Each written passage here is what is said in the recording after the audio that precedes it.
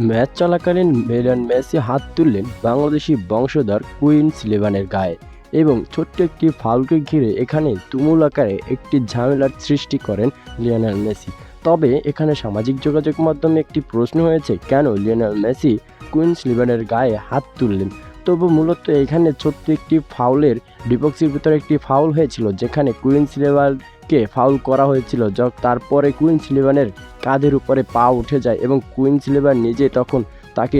ঘাড় থেকে নিচে ফেলে দেয় এবং লিওনেল মেসির সাথে তার ধাক্কা লাগে এবং এই কারণে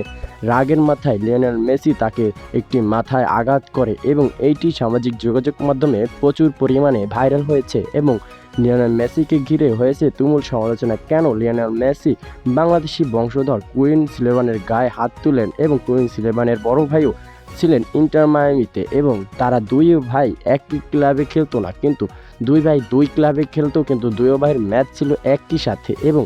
দুই ভাই যখন মাঠে উপস্থিত তখন লিওনেল মেসি কিন্তু তাকে ধাক্কা দেয় এবং তার গায়ে হাত তোলেন। এটা নিয়ে লিওনেল মেসির ভক্তদের মনে নানান প্রশ্নের জবাব এসেছে যে লিওনেল মেসি কেন তার গায়ে হাত তুললেন, কিন্তু কুইন্স ইলেভেনও কিন্তু তাকে ছেড়ে দেয়নি, তাকে উল্টো কিন্তু তার সাথে ধাক্কা দিয়ে কী করেছেন এবং যখন তার মাথায় হাত দিয়ে একটি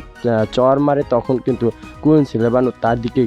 এগিয়ে যায় এবং তার সাথে ধাক্কা ধাক্কিতে লিপ্ত হয়ে পড়ে।